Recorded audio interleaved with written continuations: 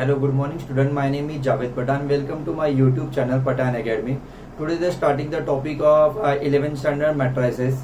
Matrices ये एकदम easy topic है और ये टॉपिक 12th स्टैंडर्ड में भी है। तो जो भी 12th स्टैंडर्ड के जो भी स्टूडेंट ये वीडियो देख रहे वो ये वीडियो अच्छे से देख भी सकते हैं। उनका जो भी बेसिक चीज है वो ये वीडियो के अंदर क्लियर हो जाएगा आराम से।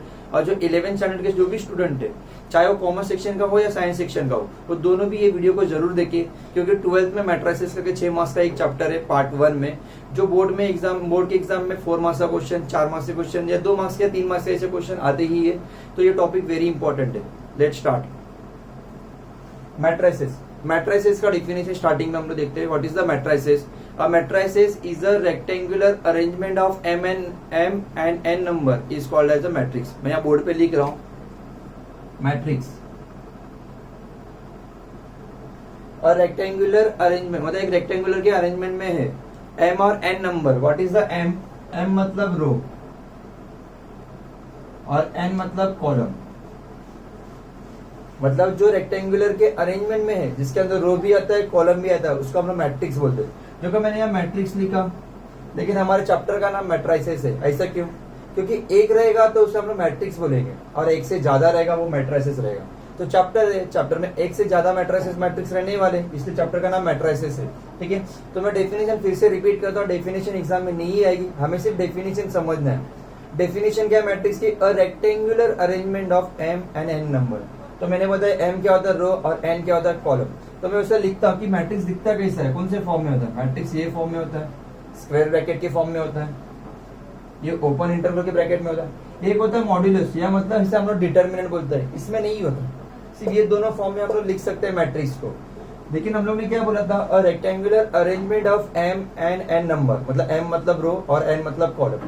तो ये जैसे कि फॉर एग्जाम्पल मैंने ये लिया, एक कंसिडर किया, इसके अंदर मैं रो लिखता हूँ 1 2 3 4।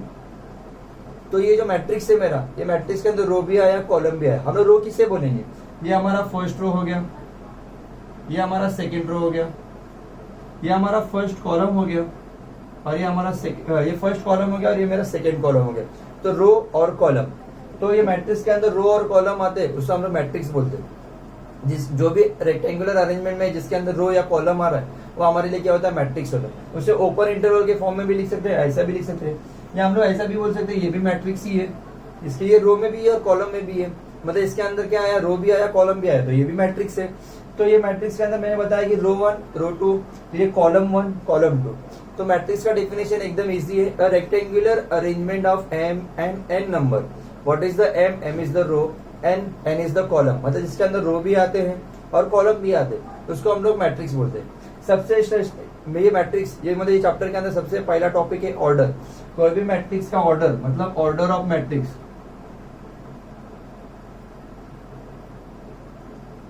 ऑर्डर ऑफ मैट्रिक्स होता क्या है? फॉर एग्जाम्पल मतलब हम लोग कोई भी रूम या मतलब कोई भी फ्लैट जब बुक करने जाते हैं तो उसका एरिया पूछते हैं, कितने का एरिया है? 10 बाय 10 का, 20 बाय 30 का। तो वैसे एक मैट्रिक्स का भी एक ऑर्डर होता है। ऑर्डर क्या होता है? रो बाय कॉलम। मैं यहां लिख रहा हूं रो बाय कॉलम। ये मल्टीप्लिकेशन का साइन नहीं है, ये रो बाय कॉलम है। ये हमें बताता है कि मैट्रिक्स का ऑर्डर क्या है। फॉर एग्जांपल ये नीचे वाला जो मैंने मैट्रिक्स लिखा है, इसके अंदर how many rows? First row second row, मतलब 2 रो बाय कितने column? First column second column 2 column. ये मैट्रिक्स का ऑर्डर हुआ। इसे हमें मल्टीप्लिकेशन नहीं करना है।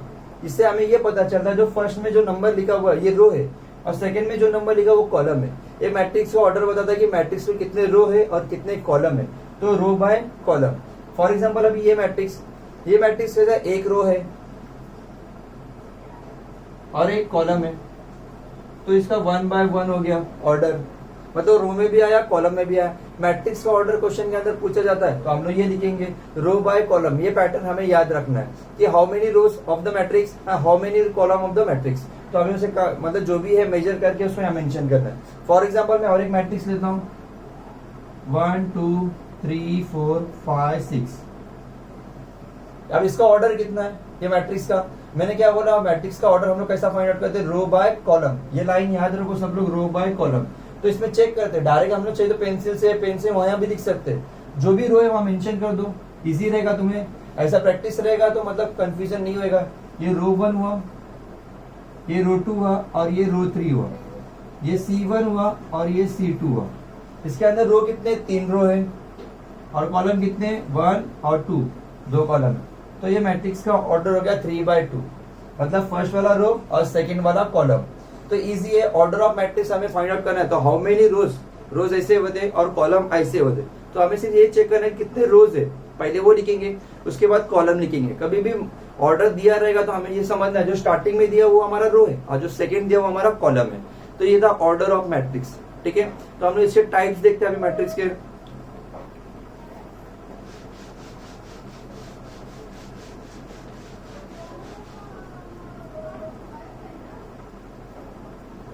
मैट्रिक्स के टाइप्स बहुत सारे टाइप्स है, 9-10 टाइप्स है, टेक्स्ट बुक में तुम्हारे सारे दिए हुए, मैं मोस्ट ऑफ द बोर्ड के ऊपर भी एक्सप्लेन भी करता हूँ। फर्स्ट जो होता है रो मैट्रिक्स होता है, मैं यहाँ मेंशन कर रहा हूँ रो मैट्रिक्स, नाम में ही मीनिंग है। रो मैट्रिक्स बोला मतलब क्या होता है कि वो जो मैट्रिक्स जो भी रहेगा वो रो में रहेगा। फॉर एग्जाम्पल ऐसा 1 2 ये रो में है। हम लोग और एक एग्जाम्पल दे सकते, ये भी रो में है, ये हो गया रो मैट्रिक्स, नाम के ऊपर से डेफिनेशन है उसका। सेकेंड वाला होता है कॉलम मैट्रिक्स, यहाँ भी नाम के ऊपर मीनिंग है। कॉलम मैट्रिक्स बोला मतलब कॉलम में रहेगा वो, ये भी कॉलम में भी है, रो में भी, ये दोनों में आएगा। ये रो मैट्रिक्स पहला हो गया, सेकंड वाला कॉलम मैट्रिक्स हो गया। टाइप्स है, हमें टाइप्स एग्जाम में पूछे नहीं जाएंगे, लेकिन हमें पता होना चाहिए कि कौन से टाइप का मैट्रिक्स है वो, और इजी है, हमें याद भी नहीं करना, रट्टा नहीं मारना, सिर्फ बोर्ड पे देखो ध्यान से, एकदम इजी है, समझ में आ जाएगा ऑटोमेटिकली। थर्ड होता है सबसे इंपॉर्टेंट है, ये भी अच्छी बात है, ये स्क्वायर मैट्रिक्स। हम लोग स्क्वायर मैट्रिक्स किसे बोलते हैं, जिस मैट्रिक्स के अंदर रो और कॉलम सेम है। फॉर एग्जांपल 2 रो है तो कॉलम भी 2 रहेंगे, 3 रो है तो कॉलम भी 3 रहेंगे। जैसे कि फॉर एग्जांपल मैं एग्जांपल लिख के बता रहा हूँ 1 2 3 4। इस मैट्रिक्स के अंदर रो कितने, 2, कॉलम कितने, 2, मतलब इसका ऑर्डर 2/2 मतलब सेम है, तो इसलिए हम लोग बोल सकते हैं कि ये स्क्वायर मैट्रिक्स है करके। इसका और एक एग्जांपल लूंगा 1 2 3 4 5 6 7 8 9। इस मैट्रिक्स में ऑर्डर कितने, 3, मतलब 3 रो है 3 कॉलम है, तो मैं इसे भी स्क्वायर मैट्रिक्स बोलूंगा। हाँ लेकिन मतलब ये मैं इसको नहीं बोल सकता क्योंकि इसका रो और कॉलम डिफरेंट है। दोनों सेम रहेंगे तो हमारे लिए स्क्वायर मैट्रिक्स रहेगा, दोनों सेम नहीं रहेंगे तो हमारे स्क्वायर मैट्रिक्स नहीं रहेगा वो। ठीक है स्टूडेंट, ये लिख लो, टेक्स्ट बुक में वैसे भी दिया हुआ, मैं डेफिनेशन एक्सप्लेन कर रहा हूँ अच्छे से। कुछ भी कंफ्यूजन रहेगा मेरे को मैसेज कर सकते हो तुम लोग। स्टूडेंट ये 4 टाइप्स है, 4 टाइप्स में क्या लिखा है, डायगोनल मैट्रिक्स। हम लोग डायगोनल मैट्रिक्स किसको बोलते हैं, डायगोनल। पहले मैं एक्सप्लेन करता था डायगोनल होता क्या। फॉर एग्जांपल एक मैट्रिक्स है मेरे पास,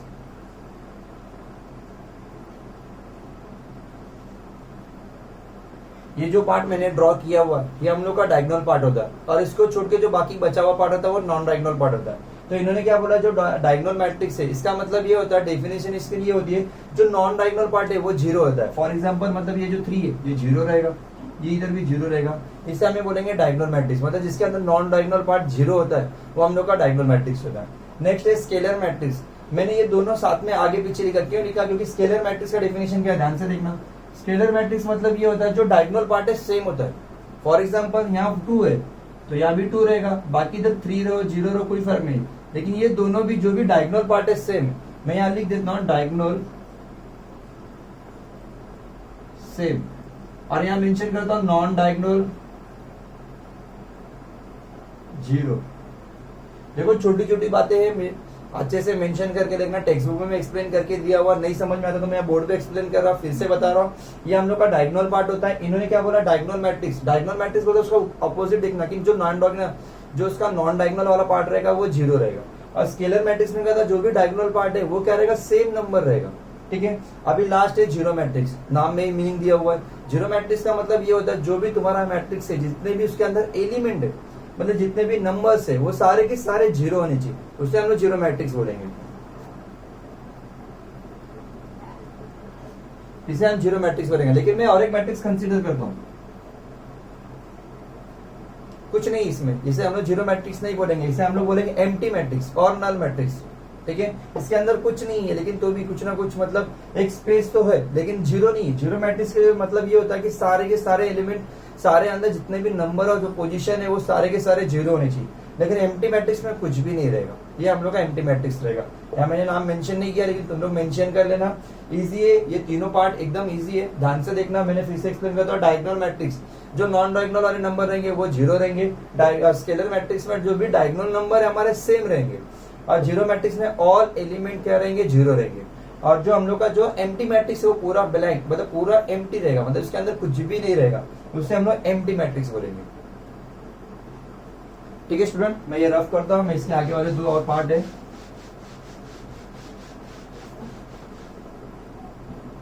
अभी सबसे इंपॉर्टेंट दो है, मतलब फॉर एग्जांपल घर में कैसे हम लोग की मतलब फैमिली में दो भाई लोग होते हैं, मतलब एक एकदम सिंपल रहेगा तो एकदम उसके अपोजिट रहेगा, तो वैसे ही दो जन है, एक है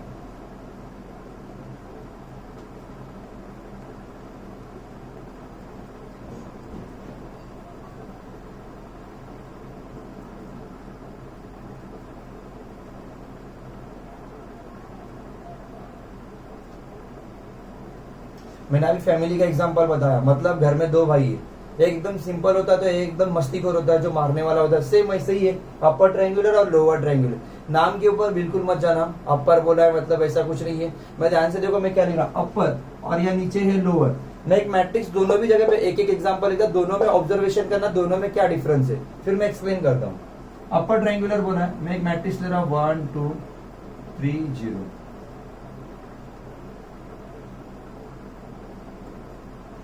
ध्यान से देखना दोनों में डिफरेंस क्या है। अपर बोला है तो यहाँ जो डायगोनल के नीचे वाला पार्ट है लोअर वाला वो जीरो है, और लोअर बोला है तो जो डायगोनल के ऊपर वाला पार्ट है वो जीरो है। तो इसके नेम का एकदम ऑपोजिट जाना है। इसको हम लोग बोलते हैं अपर ट्रायंगुलर मैट्रिक्स और इसे हम लोग बोलते हैं लोअर ट्रायंगुलर मैट्रिक्स। लेकिन एक बात याद रखना, ये दोनों मैट्रिक्स का पॉसिबल है जब दोनों स्क्वायर मैट्रिक्स रहेंगे, मतलब दोनों मैट्रिक्स मतलब जब भी lower triangular upper triangular matrix तभी पॉसिबल है जब रो और कॉलम सेम रहेंगे। इसमें रो दो है, कॉलम भी दो है, इसमें भी रो दो है, कॉलम भी दो है। फॉर एग्जाम्पल मैं और एक एग्जाम्पल लेता 3x3 का।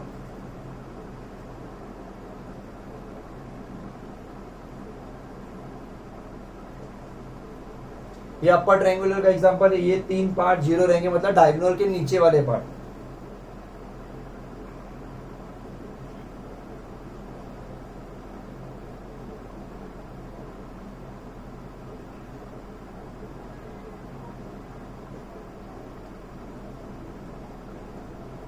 ठीक है, ये 3x3 का एग्जांपल हुआ। मतलब हमें ये समझना है कि अपर ट्रायंगुलर और लोअर ट्रायंगुलर में पहली बात तो ये है कि वो स्क्वायर मैट्रिक्स होना चाहिए, जिस मैट्रिक्स के अंदर रो और कॉलम सेम होने चाहिए। अपर नाम में अपर बोला लेकिन डायगोनल के नीचे वाला पार्ट जीरो होना चाहिए, और लोअर बोला है तो डायगोनल के ऊपर वाला पार्ट जीरो होना चाहिए। तो ये इंपॉर्टेंट टॉपिक है इसके अंदर का, अपर ट्रायंगुलर और लोअर ट्रायंगुलर। इसके बाद अगर सबसे इंपॉर्टेंट है, ये भी अच्छा है, ट्रांसपोज। हम लोग कोई भी मैट्रिक्स को ट्रांसपोज कब बोलते हैं, जब कोई भी मैट्रिक्स हमें मतलब उन्होंने सामने से दिया कि इस मैट्रिक्स का ट्रांसपोज फाइंड आउट करो। एग्जैक्टली में हमें क्या करना होता है, हमें वो टाइम पे ये करना है कि उस मैट्रिक्स के अंदर जो भी रो लिखा हुआ है उसे हमें कॉलम में लिखना है। मैं फिर से एक्सप्लेन कर रहा हूँ, ट्रांसपोज ऑफ मैट्रिक्स का मतलब ये होता है जो मैट्रिक्स का हम लोग ट्रांसपोज कर रहे हैं, ध्यान से सुनना, जो मैट्रिक्स का हम लोग ट्रांसपोज कर रहे हैं तो जो गिवन मैट्रिक्स है उसका जो रो में लिखा हुआ है उसे हमें कॉलम में लिखना है। मैं एग्जाम्पल यहाँ लिखता हूँ। फॉर एग्जाम्पल मेरे पास एक मैट्रिक्स है 1 2 3 4। ट्रांसपोज का एक साइन है, मतलब मेरे को ए का ट्रांसपोज फाइंड आउट करना है, तो मैं क्या लिखूंगा, ए सर के ऊपर टी लिखूंगा, मतलब ट्रांसपोज हो गया। इज इक्वल टू, मैंने क्या बोला डेफिनेशन तुम लोग को ट्रांसपोज का, जो रो में लिखा हुआ है उसे मैं कॉलम में लिखूंगा। तो यहाँ रो में कौन है 1 2, पहले मैं उसे कॉलम में लिखूंगा। फिर सेकंड रो में कौन है 3 4, तो उसे सेकंड कॉलम में लिखूंगा। हो गया मेरा ट्रांसपोज ऑफ मैट्रिक्स। एकदम इजी है ट्रांसपोज ऑफ मैट्रिक्स, भूलना नहीं है, कंफ्यूजन भी नहीं होना है, माइनस प्लस ऐसा कुछ नहीं करना, सिर्फ इतना ही याद रखना है जो रो में लिखा है उसे हमें मतलब उसे हमें कॉलम में लिखना है। जितने भी रोज है उतने कॉलम आएंगे, एक रो है तो एक ही कॉलम आएगा, दो रो है तो दो कॉलम आएंगे, तीन रो है तो तीन कॉलम आएंगे। इसमें ऑर्डर वगैरह ऐसा कुछ नहीं, कुछ भी चल सकता है, सिर्फ हमें ये याद रखना कि रो बाय मतलब जो रो में है उसे हमें कॉलम में लिखना। ये हम लोग का ट्रांसपोज ऑफ मैट्रिक्स है। ठीक है स्टूडेंट, तीन टॉपिक बाकी रह गए, तीन टाइप्स बाकी है, उसमें से मैं एक टाइप अभी ले रहा हूँ, बाकी की जो दो टाइप्स है जब उसके एग्जांपल आएंगे तब हम लोग करेंगे। ठीक है, तो ये इंपॉर्टेंट है एकदम, क्योंकि हम लोग को 12th में एक ए इनवर्स फाइंड आउट करना होता है, उसके लिए हमें सबसे इंपॉर्टेंट होता है जो टाइप्स है, वो टाइप्स का नाम है सिंगुलर मैट्रिक्स।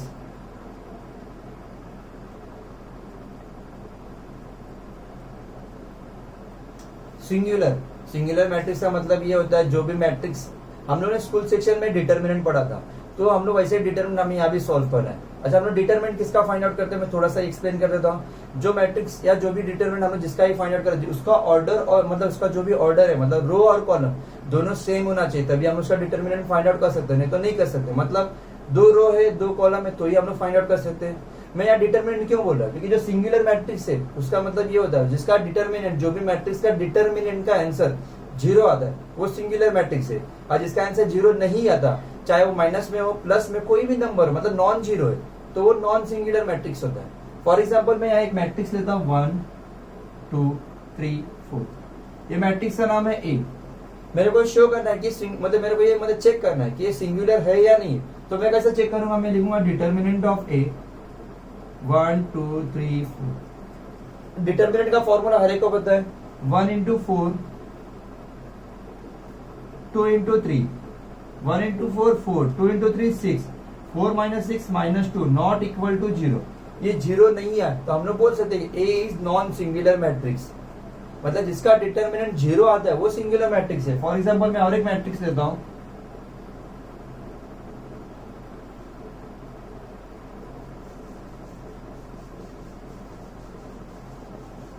तो मैं यहां बोल सकता हूं कि मेरा बी सिंगुलर मैट्रिक्स है, मतलब जिसका भी डिटरमिनेंट 0 आया वो सिंगुलर मैट्रिक्स है, और जिसका भी डिटरमिनेंट 0 नहीं आता, माइनस हो प्लस हो कोई प्रॉब्लम नहीं है, लेकिन वो हमारे लिए क्या हो गया, नॉन सिंगुलर मैट्रिक्स हो गया। ये कंडीशन हम लोग 12th स्टैंडर्ड में यूज करते हैं, लेकिन हमें ये भी पता होना चाहिए, हमारे फर्स्ट एक्सरसाइज में इसके सम भी दिए हुए कि मैट्रिक्स सिंगुलर है या नहीं है, वो चेक करना है। तो हम लोग कैसा फाइंड आउट करेंगे, उसका डिटरमिनेंट फाइंड आउट करके। डिटरमिनेंट 0 आता है तो सिंगुलर मैट्रिक्स है, और डिटरमिनेंट 0 नहीं आता है तो नॉन सिंगुलर मैट्रिक्स है। तो ये 2/2 का बताया मैंने, मैं 3/3 का भी डिटरमिनेंट है, वो अभी आगे आएगा तो मैं सॉल्व करके बताऊंगा तुम लोग को। आई होप सब लोग को जो भी टाइप्स मैंने बताए वो टाइप्स समझ में आए रहेंगे। जो भी कुछ डाउट रहेगा मेरे को मैसेज कर सकते हो, तुम्हारे टेक्स्ट बुक में और अच्छे से भी लिखा हुआ है, मैंने भी और अच्छे से एक्सप्लेन किया हुआ है। ध्यान से देखो, समझो, एक एक लाइन एक एक डेफिनेशन अच्छे से समझो, समझ में आएगा तो आगे क्वेश्चन सॉल्व करने ईजी रहेगा। हाँ, हेलो स्टूडेंट, में कुछ टॉपिक्स है, कुछ पॉइंट्स है जो एकदम वेरी इंपॉर्टेंट है, मैं वो थोड़ा सा एक्सप्लेन करता हूँ मैट्रिक्स के अंदर, थोड़ा ध्यान से देखना। फॉर एग्जाम्पल मैट्रिक्स, मतलब कभी भी एक बात याद रखना, जो भी मैट्रिक्स है वो कैपिटल लेटर में ही डिनोट करता है, लेकिन मैट्रिक्स के अंदर के जो भी एलिमेंट रहेंगे वो स्मॉल लेटर में रहेंगे। फिर से मैं एक्सप्लेन कर रहा हूँ, मैं फिर से बोल रहा हूँ, जो भी मैट्रिक्स हम लोग लेते हैं या उसे नोटेशन देते हैं या उसे नाम देते हैं वो कैपिटल लेटर में ही देना है हमें, लेकिन जो उसके अंदर के एलिमेंट रहेंगे वो स्मॉल लेटर रहेंगे। फॉर एग्जाम्पल डैडी और उसका सन, वैसे ही। तो मैं एक मैट्रिक्स ले रहा हूँ जिसका नाम है ए 1 2 3 4। अब मैं ये बता रहा हूँ कि मैट्रिक्स का नाम मैंने बोला कैपिटल लेटर में, लेकिन मैंने क्या बोला, अंदर के जो भी एलिमेंट रहेंगे, जो भी एलिमेंट है उसके अंदर के जो भी एलिमेंट है वो स्मॉल लेटर में लिखना है। अच्छा, मेरे को और एक चीज बतानी, इसके अंदर जो मेरा मैट्रिक्स है ए, इसका ऑर्डर तो पता है तुम्हें 2/2, उससे प्रॉब्लम नहीं, लेकिन मैं समझो ऐसा है ए, अब इसके अंदर जो स्टार्टिंग वाला नंबर है 1, जो 1 नंबर लिखा हुआ, मैं उससे ये पूछ रहा कि वो 1 कौन से पोजीशन पे है, मैं कैसा बताऊंगा। ध्यान से देखना, वो फर्स्ट रो में, मतलब ये मेरा फर्स्ट रो है, ये मेरा सेकंड रो है, ये मेरा फर्स्ट कॉलम है और ये मेरा सेकंड कॉलम है। ध्यान से देखना, ये वेरी इंपॉर्टेंट है। मैं जो स्टार्टिंग का जो नंबर लिखा हुआ 1, फॉर एग्जांपल हम लोग क्लास के अंदर एंट्री मारते हैं तो फर्स्ट बेंच पे कोई स्टूडेंट बैठा हुआ रहता है, तो फॉर एग्जाम्पल हमारे क्लास में 4 कॉलम है और कम से कम 25-30 रोज है, तो मैं उसका पोजीशन बताने का, वो कौन से पोजीशन पे बैठा है, सिटिंग किया हुआ है, तो मैं क्या बोलूंगा उसे कि वो फर्स्ट रो में है, फर्स्ट कॉलम में। तो वैसे ही ये जो 1 है, चेक करो फर्स्ट रो में और फर्स्ट कॉलम में। तो अच्छा, ये कैपिटल लेटर मैंने ए लिखा है, तो इसके जो भी स्मॉल एलिमेंट रहेंगे वो स्मॉल लेटर ए में रहेंगे, तो मैं यहाँ ए लिखता हूँ ए, लेकिन इससे एग्जैक्टली पोजीशन बताना है कि कौन से पोजीशन पे बैठा हुआ है। तो मैं ये पहले रो में, तो फर्स्ट रो, फिर कौन से कॉलम में, फर्स्ट कॉलम में, ये उसका पोजीशन हो गया। देखो मैंने A11 लिखा है, 1 का मतलब पहला रो आएगा, सेकंड वाला कॉलम आएगा, ये इसके पोजीशन है। 1 रो मतलब फर्स्ट रो और यहाँ फर्स्ट कॉलम, और जो मैंने 1 लिखा ए के एकदम बेस में लिखा, पैर के पास लिखा हुआ है, ए के बाजू में नहीं लिखा, बाजू में लिखा तो भी चलेगा, कोई प्रॉब्लम नहीं, लेकिन ट्राई करना बेस में लिखो। अभी सेकंड नंबर की बात देखो, सेकंड नंबर फर्स्ट रो में, तो मैं एज इट इज लिखूंगा ए फर्स्ट रो, लेकिन कॉलम कौन सा, ये फर्स्ट कॉलम है, ये सेकंड कॉलम है, तो ये सेकंड कॉलम में, तो हो गया फर्स्ट रो सेकंड कॉलम। ये हर एक पोजीशन बता रहा है कि वो नंबर किधर है करके। अभी थर्ड नंबर को देखो, सेकंड रो में, लेकिन कॉलम कौन सा है, फर्स्ट है, ये सेकंड रो, ये फर्स्ट कॉलम, तो मैं यहाँ लिखूंगा सेकंड रो फर्स्ट कॉलम, ये सेकंड रो सेकंड रो। ये इंपॉर्टेंट है, पता होना चाहिए हमें कि हमारे अंदर जो भी एलिमेंट दिए हुए उनका पोजीशन क्या है। क्योंकि हमें आगे जाके कोफैक्टर्स वगैरह फाइंड आउट करना है, तो वहाँ ये इजी, वहाँ मतलब वहाँ ये इसका यूज होएगा, तो हमें पता होना चाहिए। हम लोग यहाँ इसका कैपिटल लेटर बी लेंगे तो अंदर स्मॉल लेटर बी वाले लेना है, या कैपिटल सी लिया तो अंदर स्मॉल लेटर सी लेना है।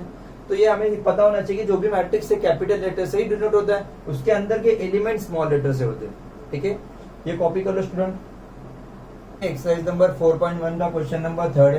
क्वेश्चन नंबर 3 में क्या लिखा है, which of the following matrices are singular. ठीक है, स्टार्टिंग में जो क्वेश्चन दिए वो सिंपल थे। क्वेश्चन में पहले इसके जो क्वेश्चन टेक्स्ट बुक में दिए उसमें हमें सिर्फ ये चेक करना है कि कौन से टाइप्स का मैट्रिक्स है, कौन सा मैट्रिक्स है। तो मैंने टाइप सारे बता दिए थे तुम लोगों को, तो उसके वजह से तुम लोग सम सॉल्व कर सकते हो। इसलिए मैंने नारा क्वेश्चन नंबर 3 लिया। सिंगुलर एंडिंग में मैंने सिंगुलर मैट्रिक्स का डेफिनेशन भी बताया था। मैट्रिक्स को हम सिंगुलर कब बोलते हैं, जब वो मैट्रिक्स का डिटर्मिनेंट 0 आता है तो हम लोग सिंगुलर मैट्रिक्स बोलते हैं। और समझो डिटरमिनेंट 0 नहीं आए तो हमारे लिए नॉन सिंगुलर मैट्रिक्स होता है। तो हम लोगों ने 2x2 का एग्जांपल लिया था। मैंने तुम्हें बोला कि 3x3 का एग्जांपल हम लोग एक्सरसाइज में सॉल्व करेंगे, तो यहाँ 3x3 का एग्जांपल दिया हुआ है। सिंगुलर मैट्रिक्स मैंने ये बोल रहा हूँ, सिंगुलर मैट्रिक्स जब भी हमें सॉल्व करना है तो जो हमें गिवन मैट्रिक्स है वो स्क्वायर मैट्रिक्स में होना चाहिए। स्क्वायर मैट्रिक्स मतलब जिसके अंदर रो और कॉलम सेम होना चाहिए। तो इसके अंदर रो कितने, 3 रो है, और कॉलम भी कितने, 3 है। तो इसे हम लोग सिंगुलर मैट्रिक्स मतलब इसका हम लोग डिटरमिनेंट निकाल सकते हैं। तो चलो चेक करते हैं, हमें चेक करना कि सिंगुलर है या नहीं। हम लोग ये देखेंगे कि इसका डिटरमिनेंट 0 आया तो सिंगुलर है, और डिटरमिनेंट 0 नहीं आया तो ये नॉन सिंगुलर है। और ये 3x3 का डिटरमिनेंट है, थोड़ा ध्यान से देखना, मैं लिख रहा हूँ यहाँ।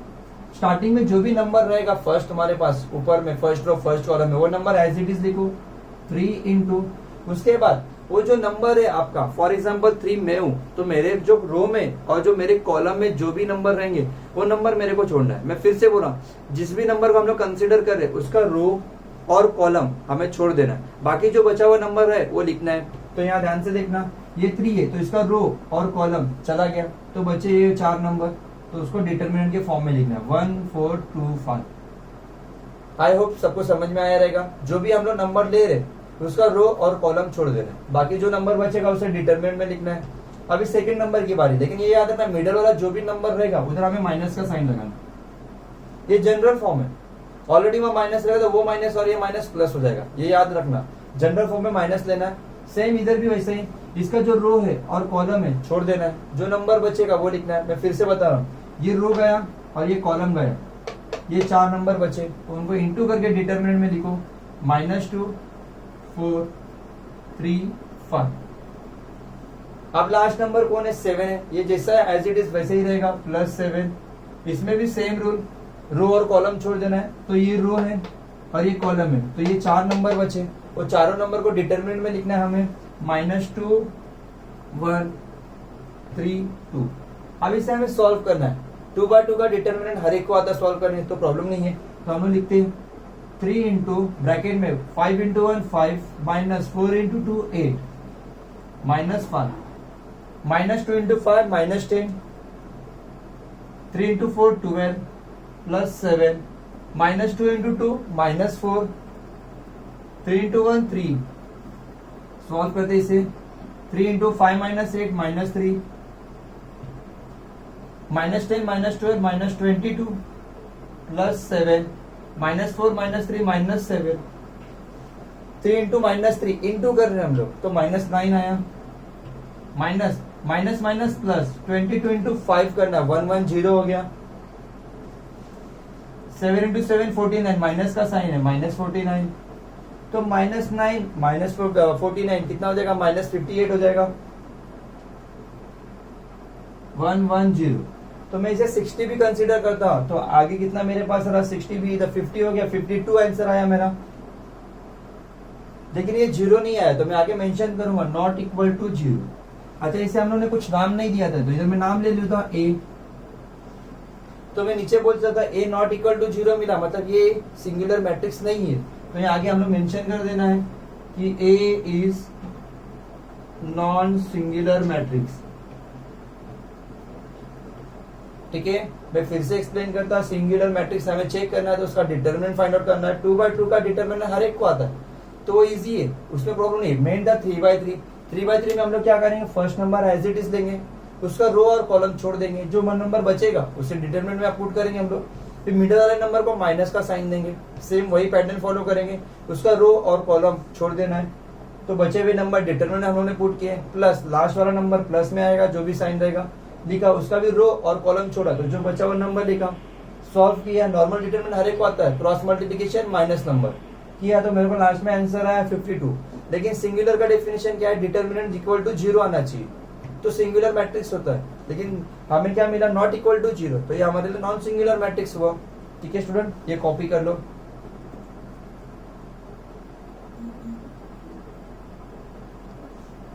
ठीक है स्टूडेंट, प्रैक्टिस करो। जो टाइप से मैं ज्यादा सम एक्सरसाइज के नहीं ले रहा हूँ, क्योंकि वो नेक्स्ट लेक्चर में ले लूंगा, लेकिन जितने भी मैंने जो टाइप्स पढ़ा है वो टाइप्स एक बार देख लो, एक बार रीड कर लो। कुछ स्टेटमेंट या कुछ सेंटेंस समझ में नहीं आता रहेगा तो मेरे को कमेंट में मैसेज करो। ये एकदम इजी चैप्टर है और स्कोरिंग भी चैप्टर है। 11 में तो है ही, 12 में पूरा बेसिक तुम्हारा क्लियर हो जाएगा अच्छे से। अभी बेसिक अपना अभी बेस जो क्लियर रहेगा तो 12 में अच्छे से सॉल्व कर सकते हो। ठीक है, थैंक यू स्टूडेंट।